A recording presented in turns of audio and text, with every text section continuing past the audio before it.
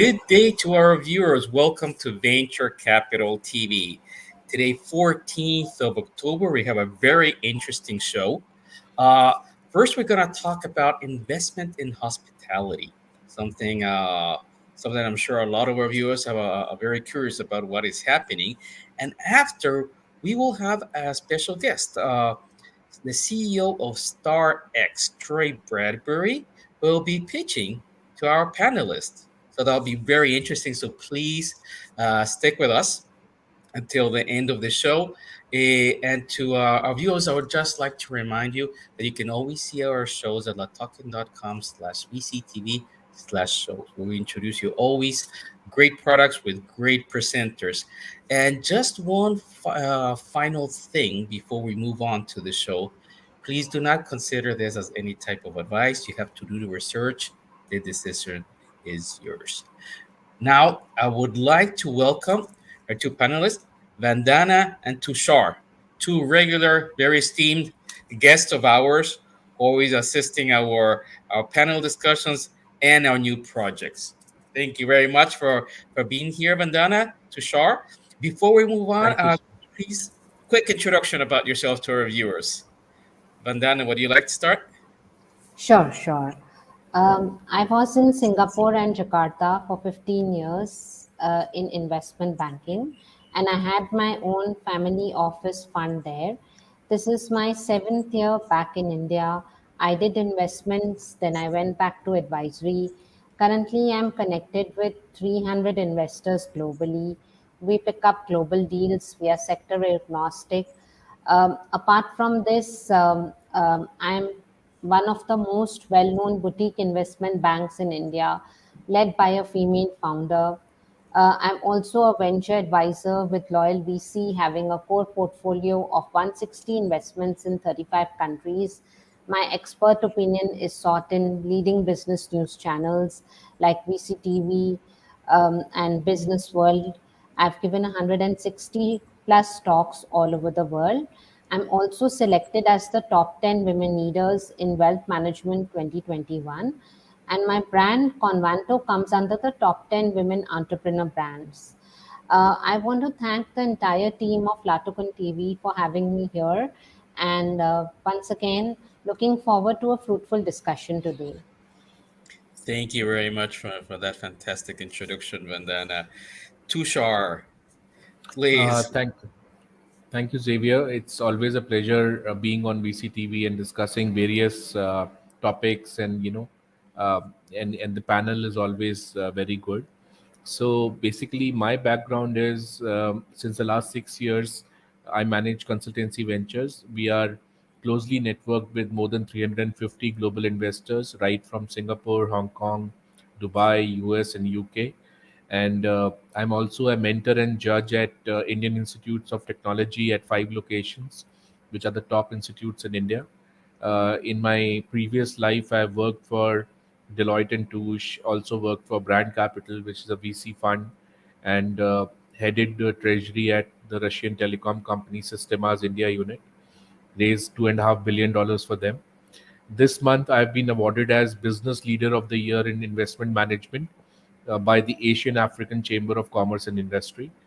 Over the years, I've arranged funding for tech and non-tech startups, and my opinion is sought by business news channels like CNN News 18 and Business World and Business and Economy.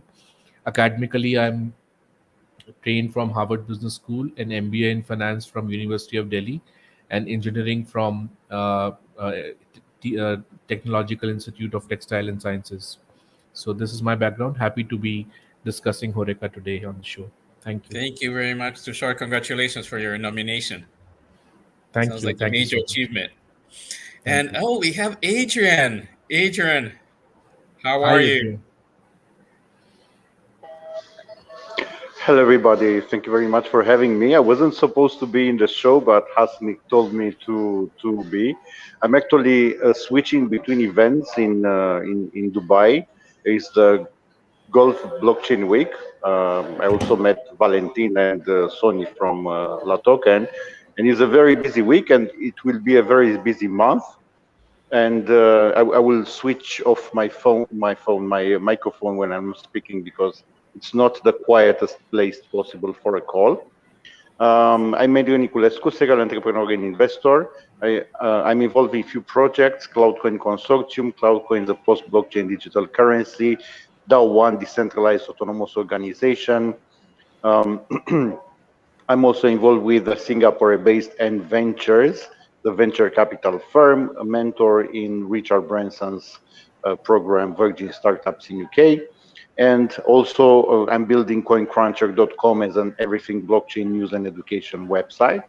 It's a very, very exciting topic today, because with Expo 2020, for example, at hotels in Dubai, the prices are double and even triple comparing to September, and just with 1 month ago. And initially, I was thinking that it's due to Expo 2020, but some people here who know much better than me are saying that the lockdown in India has ended actually, and a certain social category flew here. So basically, the hotels are packed, which is totally crazy, I would say. And here is like COVID doesn't even exist, except the fact that people are wearing the masks outside and inside, and the discipline is here. Um, it's like even that COVID doesn't exist.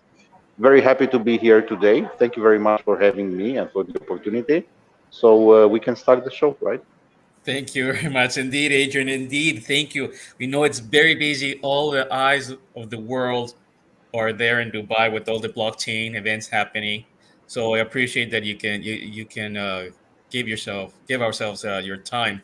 And indeed, the topic for today is investment in hospitality.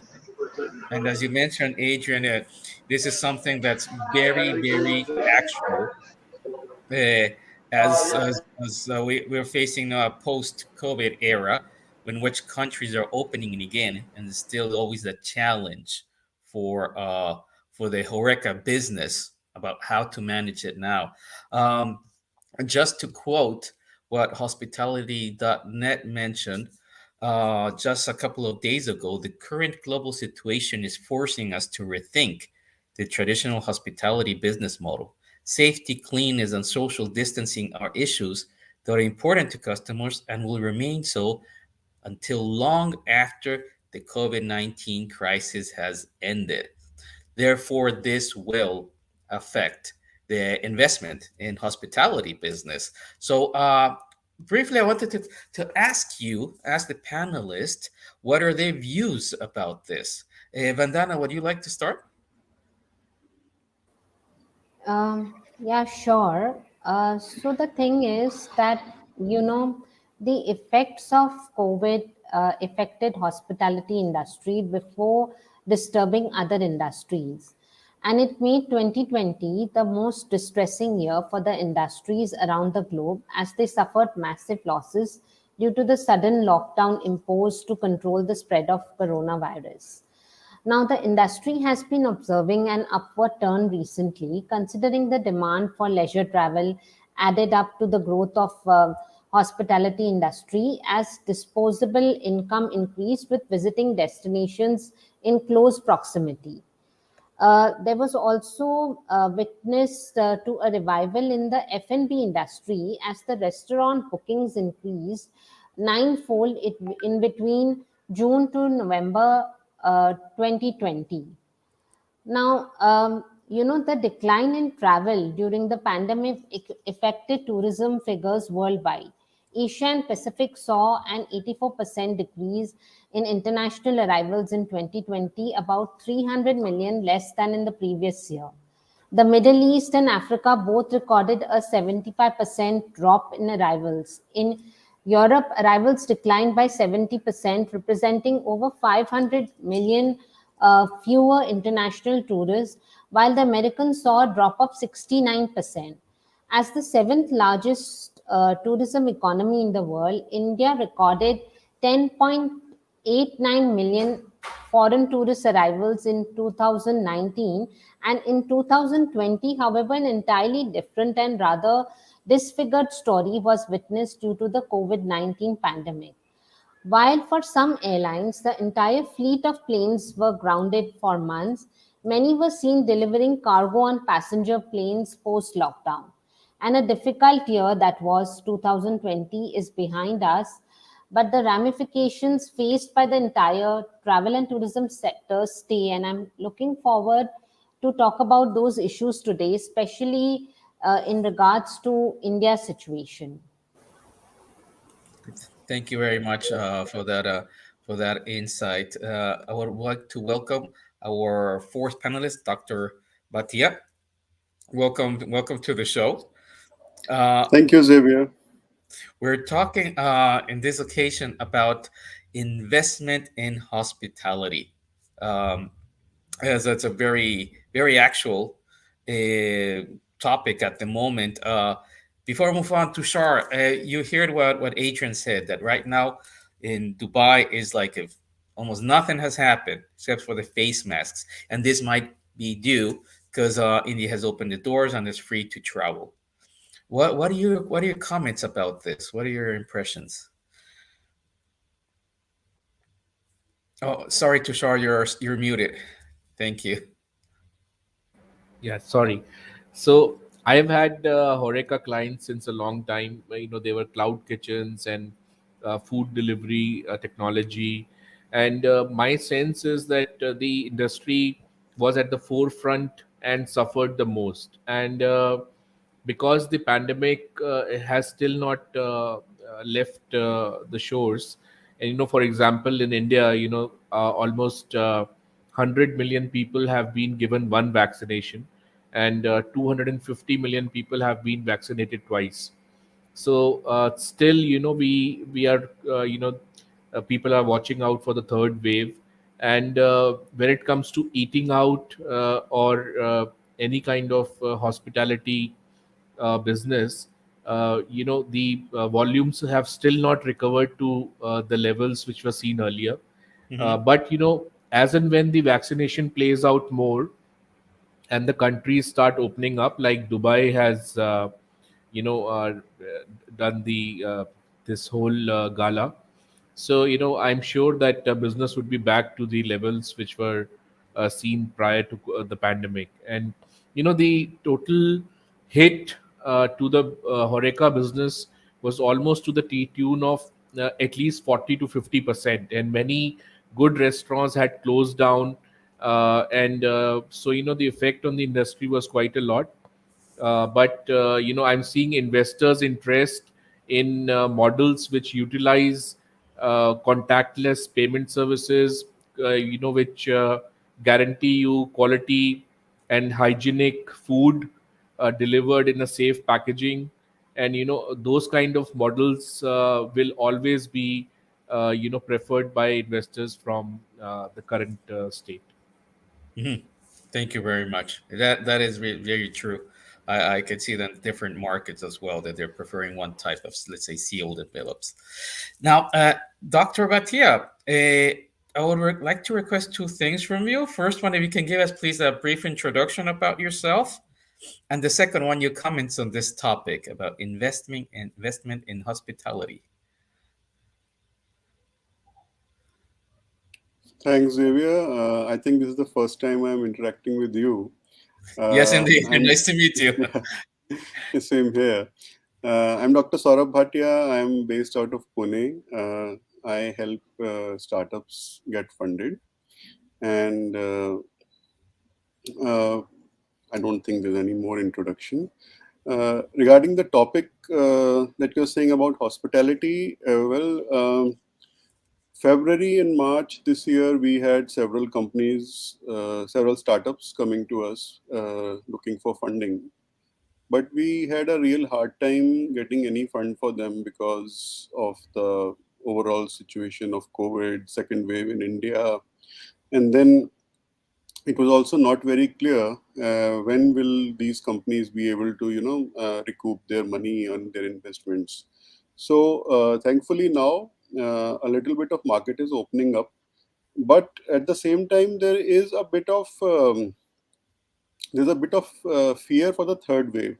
So currently, what I am seeing in the market, which is around me, is that companies which are tourist oriented, and that one is still not doing really great, and the investor sentiment is still a little bit taking into consideration if there will be a third wave or not.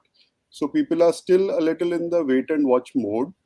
But things which are related to uh, things like flights or cab services, which are related to short-term tours here and there, they are actually picking up now. But investments in things like building a hotel or having a hotel aggregator service, these kind of things are still not being very encouraged by the investor. Mhm. Yeah. Thank you for that insight. And I think Adrian, being the man on the ground where the events are happening in regard to blockchain, can see what's the attitude of the people, especially as Dubai is considered like a major place for hospitality, right? Correct. I will tell you things I've observed because in any market, there are official figures and things you can look with your eyes. So in September, for example, because I came here in September and I came in May June because we spent a lot of time here, and in May June I was looking at some malls and I was thinking how these guys are they able to pay the rent, because it was very few people, and even when it was only from one company, only one flight per week from Bucharest to Dubai, and that flight was only a quarter of it was full. In September, things were very different anyway, but not at the potential. And now it's like a full season anyway. But if you look closely, you see that especially in the restaurants niche, the ones who didn't adapt the business models are dying, and the ones who are adapting the business models, who are putting things in the digital space, who are bringing a lot of value to their customers, because the customers can choose, is a market of customers right now, is not a market of sellers. So it's very different. So if you don't offer a lot of value to your clients, they will order somewhere else. So um, even the very important companies, if they don't not react, if they don't like take the future in their hands, if they don't make the necessary adjustments, they are dying. Some of them slow, some of them fast, but they are dying for sure from the business point of view. About the investors, um, there is a trend now in the United States. It's also connected to Horeca, but mainly connected to retail, to malls, because in the United States malls are not so popular as they were a few years ago. So there are investors who are putting money in what are called distressed brick and mortar businesses, but with very good brands, which are built for years. They take those business digital by also keeping as much possible from the brick and mortar, and they are building the new powerhouses. So the shift of investments is in different directions, and because um, we will have a pitch today, and I received the pitch of the company like 2 hours before the show, and I went through it. I said, look at the market of booking, for example. Look what giant booking.com is, and how influential is in the space. And this only means there is so much opportunities for other players to come bring more value, do things differently, because people may stop travel for a while, and you need to have resources to survive such downturns, Mhm. but they will not stop traveling no matter what happens, only for short term. Yeah, I agree with that. We will continue traveling. People desire it, the business need it. And welcome, Gary. Welcome to this event today. Yeah, no, it's great to be here. Fantastic. We're gonna start soon by bringing in Star Star Works Global. The CEO is gonna give a pitch to you, to the group. And before we jump on that, Gary, can you please introduce yourself to our viewers quickly, and then we can move on with the Yeah, sure. My name's Gary Fowler. I'm a serial entrepreneur and investor. I've done 17 startups. I've been involved in 2 unicorns. I was on the original management team of Click Software, which was sold to Salesforce for 1.35 billion, and also Eva.ai, an AI HR tech company. Love artificial intelligence and quantum computing. I've written 164 articles in the last 18 months and have done over 600 podcasts. So just love it. And a lot of speaking. Recently spoke at the United Nations on technology as a tool for peace, I guess week and a half ago, and also with Steve Wozniak last week in Prague. Gary, thank you very much for that introduction. Anuj, welcome to the show. Thank you Um, so much, Javier. Great meeting you. I mean, first time seeing you in person. So, yes, yeah, indeed. welcome to the team at LA Token. Thank you for this warm welcome. Yeah, to some of you it's the first time. To the people I know a couple of times, but yeah, thank you very much. Anuj, can I please ask you to introduce yourself to our viewers? Sure, absolutely. So, been an entrepreneur for a decade. So, started 3 companies in the last 10 years. Most recent was an app called Skivi. We took an exit from that in 2018. Since that, I have been a mentor and consultant with a lot of other startups. Uh, we have a startup boutique firm in India called Yellow Sapphire Technologies, where we work with other early stage organizations to help them be market ready and be investor ready. Along with it, we work with accelerators and incubators across the globe and with large corporations with any new pilot initiatives. Uh, my expertise is primarily in fintech, e-commerce, gaming, and medtech. So yeah, I guess that's pretty much it about myself.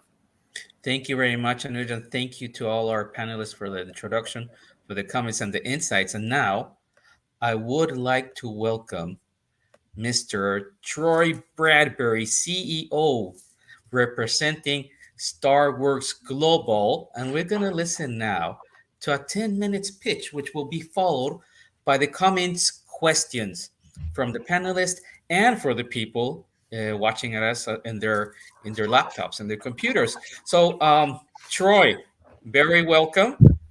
Thanks, Xavier. Uh, Thanks for having me. Please feel free to start your pitch. If you have any material to share with us, please feel free to do so. I will Thank do. you. And then I'd like to thank LA Token for the opportunity to be on VCTV, and obviously all the investors that are here today as well. So I'll just share my screen, as I do have a pitch document. Just bear with me.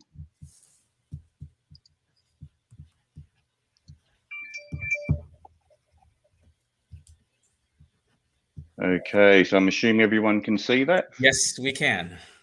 Fantastic.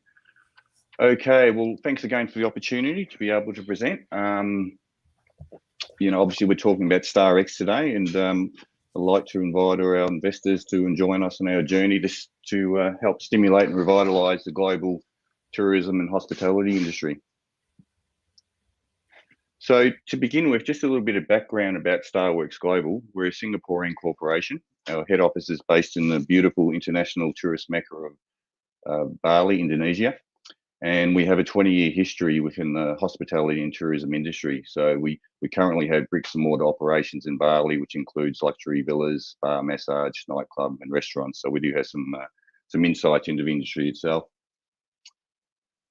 And what I'd like to present today is our StarX token, but also in particular our Star One initiative, which is a marketing platform which is helping us to commercialize, or basically promote and commercialize, an ecosystem of blockchain technology-based products and services to help stimulate the global tourism and hospitality industry.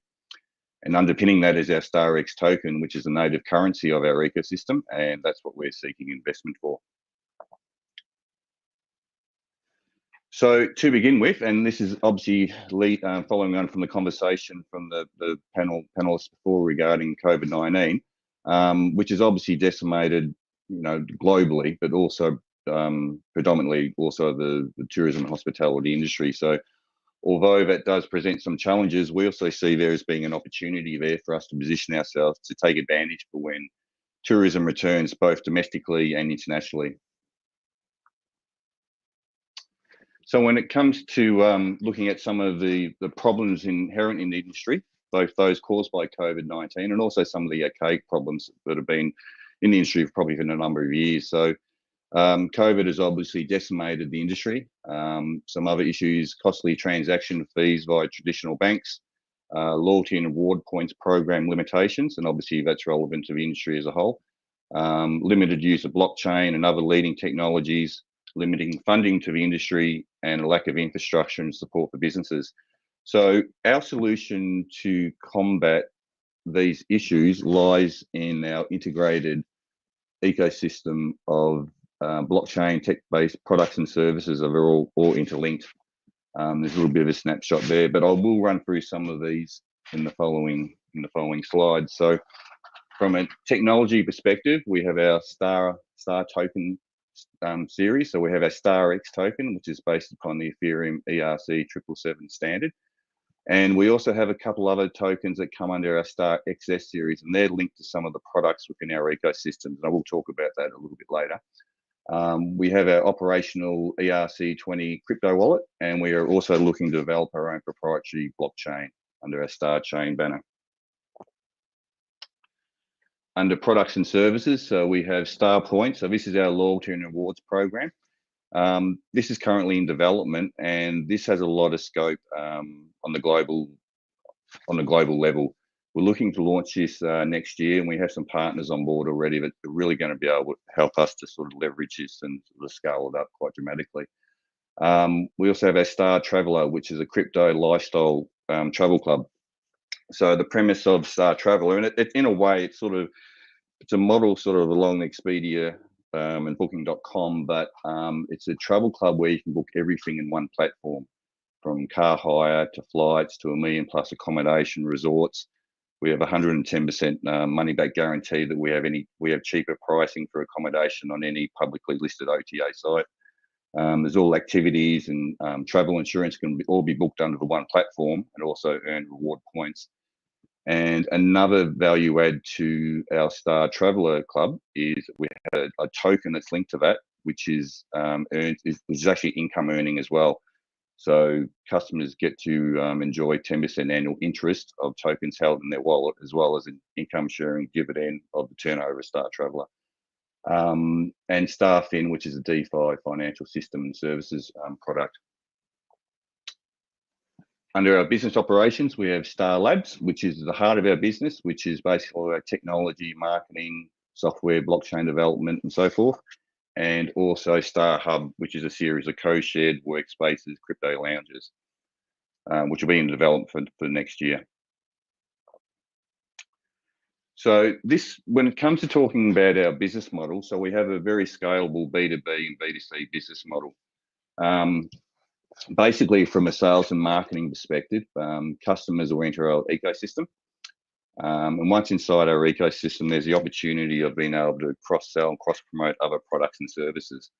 So in the center of that slide there it represents our ecosystem with a few different products there. And as I said before, with our Star Traveller Club, we have a token that's linked to that, which is represented. The membership is actually represented by our Star XT token.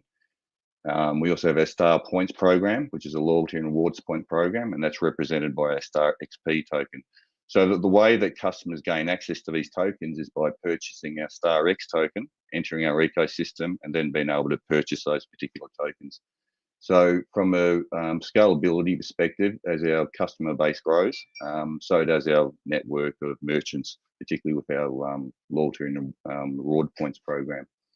And obviously with the StarX token, they can conversely, tokens within the ecosystem can be converted back to StarX and also exchange into fiat currency or other cryptocurrencies and so forth.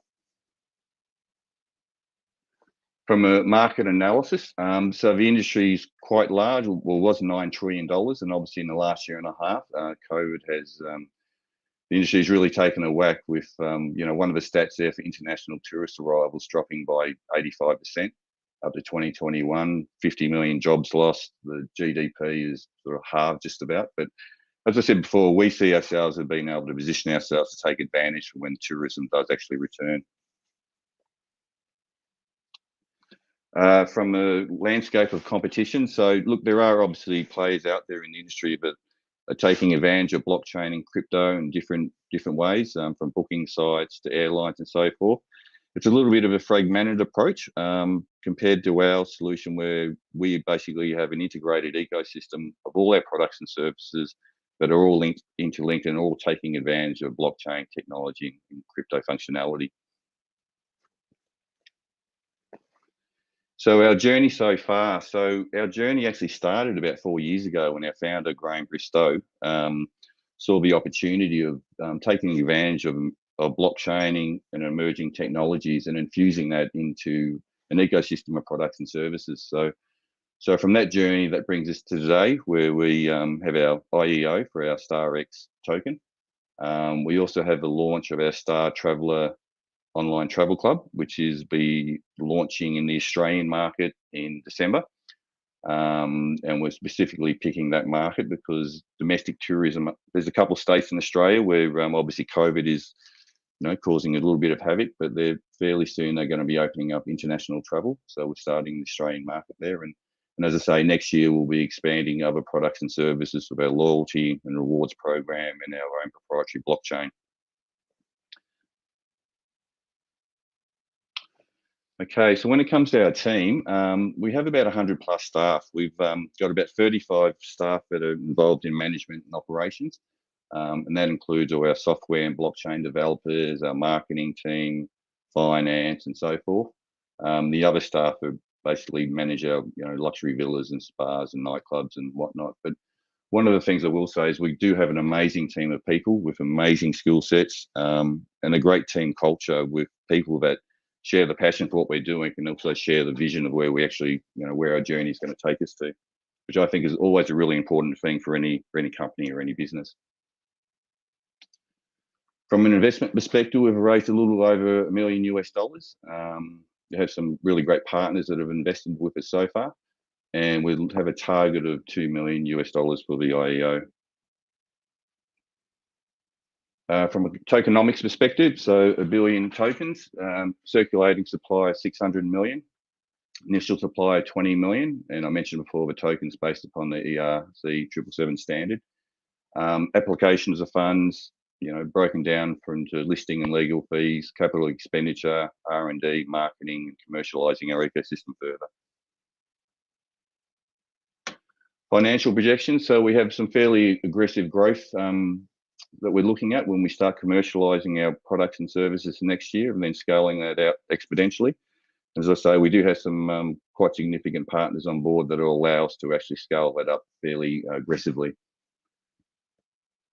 And linked to that is the revenue streams that we're linking to most of our products and services, whether it be for memberships or transactional fees for the loyalty and rewards points program, even advertising and marketing that our Star Labs internal team will manage as well. And once we start introducing other products and services in our ecosystem, we'll obviously take advantage of that from a revenue generation perspective as well.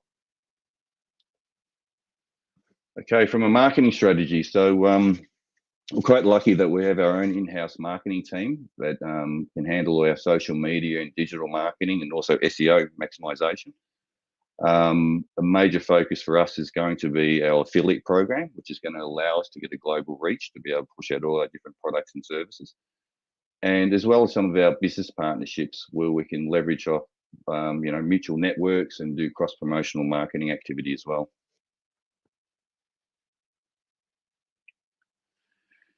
And now it comes down to why invest with Starworks, and in particular a StarX token. And the answer to that is for investors to maximize a return on investment. But there obviously is some aspects that link into that. And, some of those include timing. So as I've said a couple of times, tourism and hospitality industries have been really hard hit, but it will return. And we're looking to position ourselves to take advantage of that. From being in the industry for 20 years, we do have some insights, and we've also shown a lot of resilience over the last couple of years, and weathering the COVID storm, having operations in Bali that are still operating today, still having the same staff. We didn't have to cut staff, so it sort of shows the resilience of how we, and the integrity of our business as well. Our ecosystem, as I mentioned, there's a number of products and services inside the ecosystem, so it's actually backed by substance and tangible products we're taking out to market that will add value to our business. Global opportunities. It's a global market, hospitality and tourism. And just finally, from, as I mentioned before, the skills, the team of people that we have are the driving force of our business. We sit down, we work out what the challenges are, where the vision, where we're heading to, and we just make it work, which is fantastic to have all those people on board. From a COVID perspective, obviously the marketplace has changed. There will no doubt be some major players that won't be around when tourism does return. And also from a customer perspective, customer purchasing channels have changed in the last couple of years. It's more of a digital world. They're more in tune with going online to be able to make product comparisons and purchasing patterns and so forth. And that's where we're positioning ourselves. Obviously, the scope of the market, $9 trillion. As I mentioned before, the opportunities to maximize return on investment is to get in early, which is why we have the IEO. And finally, and probably importantly, is our vision for where our business is and where we're going. The passion that we infuse into that, and just the culture that we have for a company, both internally, how we treat each other, and the relationships that we have with our customers, with our merchants, and our investors alike. So so that basically includes a little bit of an overview of our StarX token and also our business as a whole as well. Thank you, Troy, for all that information. I'm sure our group of panelists have a few questions. Who would like to start? Would you like me to turn that presentation off now? Yeah, it could be. Yeah, please do. Thank you. Troy, how much is the fundraise that you're looking at? Sorry? How much is the fundraise that you're looking at for your venture?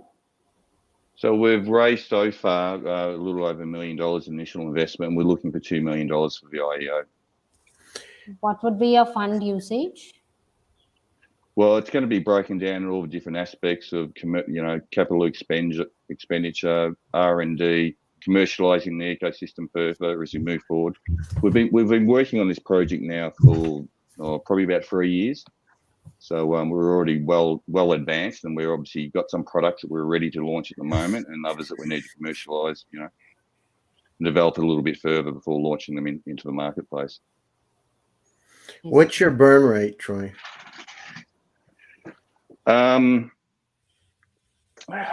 Look, at the moment it's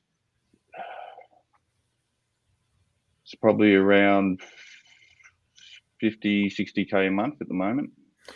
50 or 60K a month, but you have what, 37 people, 30 some people, right? Yeah, we have revenue streams coming in as well, but you have to also understand that the costs in Bali, Indonesia, where our head office is obviously, from a labour rate perspective, is significantly lower than, say, other Western countries and so forth. And then what about your expansion plans? So expansion-wise, what we're planning on doing is, given that Indonesia, Bali is basically our backyard, we'll be looking at launching some of our products in the Indonesian market, predominantly our loyalty and rewards point program. We're targeting Australia at the moment for our Star Traveller program, simply because, well, number one, I'm from Australia, from the accent, We also have someone on the ground over at the moment. I should say that I'm actually based in New Zealand at the moment. So unfortunately, COVID curtailed my plans to go back to Bali last year, so Indonesia. So we're launching that product in the Australian market. And we've got some, we're actually doing a campaign there for back to Bali, because Australia is one of the major sort of tourist sort of markets for Bali, right? So it makes sense. And then we'll soon after roll that out into the Indonesian market to pick up Singapore and other regions. And we have already someone in the US and also the UK markets as well. So and obviously once. And when are you going to start the expansion, like to US, Europe? When is that going to start? As I say, so Australia will be launched in the start of December. So the first quarter of next year is when we'll be looking at rolling out into the UK and the US markets as well. And how much you're raising? $2 million, right? Yeah, we've just started the IEO basically. So. Because that's not a lot of money when you're talking about global expansion like that with marketing, right? If you're at 60 now, you're going to be at 200. And you want to look at, lasting at least 18 months. And then you've got all the marketing expenses, which will be, probably half of what you have in your expenses for your employees. So you want to look at it to make sure. I'm not sure that that's the right number. Yeah, well, we're also looking bringing revenue in too from the sales of our tokens and also our Star Traveller Club as well. How much are you going to bring in? What are you estimating to come in? How much? Well, to give you an indication on the Star Traveller program, because all of our products are obviously related within the hospitality and tourism industry. They're all slightly different, but they all link together. So the platform that we use for our Star Traveller program is a third-party software program. The memberships range anywhere from roughly $3,000 to $5,000. At the moment, that platform has about 5 million members that are using it with their other partners. So that in itself, it's there's quite large sort of profitability on those memberships as well. But you got 5 million. There's a lot of profitability. What percentage of those are yours? And no. So I'm just giving you a bit of an understanding of the landscape that in that particular market with the third-party software that we use. They currently have about 5 million members globally. And some of the other partners have 100,000 plus memberships that have actually sold out to the marketplace. So. Okay. Hey, but look, if you wanted to drill down into more details, happy to have a one-on-one and, talk some more sort of in-depth facts, I suppose. So. Got it. Thank you. Maybe Tushar, Anuj, Adrian, do you have any questions? First, please carry on, Adrian. Sorry, Tushar. First, I want to congratulate you for starting this project in this niche, which is very rewarding, but not so many players are fighting for it. I know pretty well Travala as a project, and I see the potential. I wanted to hear from you, parallel to the pitch, which is the unique proposition of the project. How do you want to position it in the market and in the mind of customers? And also a little bit technical one. Why did you choose Ethereum? Probably the choice was done sometime before, but I believe there are more and better alternatives today to create such a project than do it on Ethereum. Yeah, well, look, Ethereum was chosen when the project started about 3 or 4 years ago. A little bit of background on me. So I was working with Starworks Global about 5 years ago for a couple of years, and I left. Then I was meant to go. Then I came back to New Zealand. Then I was meant to go back to Indonesia last year. COVID stopped that. So I've been on board in this role now for about 4 months now. So working obviously remotely. So the Ethereum platform was chosen, as I say, 3 or 4 years ago on the merits of what it was then and where the business was looking at doing. Obviously, you're right. There are other platforms out there. We're looking at developing our own blockchain to manage our internal tokens with our ecosystem. Obviously, because gas fees are a killer. and even from an environmental perspective, right? Because that's obviously mainstream in a lot of customers' mindsets of Ethereum and gas fees and so forth. Now, the other part of your question was how we plan to position ourselves in terms of our customers. Okay, so what we're looking to do from a customer perspective is to be able to make it easy for customers to be able to navigate all aspects relating to the tourism and hospitality industry, right? So if you have a look, for argument's sake, with our travel platform, a customer can enter that, they can book their flights, they can book their car hire, they can choose from 1 million plus accommodation, resorts, activities, cruises, travel insurance, and earn reward points on top of that. So it's going to be an easy process for customers to understand that. And the same thing, that once they enter our ecosystem, then there's the opportunity of introducing them into other products that we do, like our loyalty and reward points program. So one of the things is ease, also innovation as well. We want to be able to offer value to our customers, you know, and if we can save customers, and when you look at, you know, I had an interview earlier this week, and one of the questions was, how are we going to help facilitate, you know, revival of tourism? You know, our Start Traveller program allows us to do that by making travel affordable again. You know, by taking advantage of our communications and our social media we're going to be putting out there to promote what's going on in the world as well. We can't do that much at the moment because until travel starts again, and a lot of that's in the hands of the government and all the protocols involved in, you know, safe travel with COVID and so forth. So. Thank you for that answer. Anuj, I believe you also had a comment or question? Yes. So, Troy, great bridge. Love the idea, mate. Love the project that you're working on. I mean, I'll leave the fundraising part to Gary. I'll let Adrian bring out the technicalities. I want to focus more on the product. So there are two kind of travelers, right? There is people who are traveling for personal reasons, and then there are business travelers. Yep. Do me a favor, because of course, while bringing in tokens and then trying to revive that tourism sector with the help of modern technology, with creating an ecosystem, while on paper that sounds like a very fantastic idea, one of the main issues that always comes in is people actually adopting it. So what are you doing to bring up that adoption numbers? Secondly, there's one mantra which I repeat any chance I get, which is collaborate, don't compete. So one of the reasons why companies like Slack grew so rapidly is because they built an ecosystem. And I see you're trying to do the same.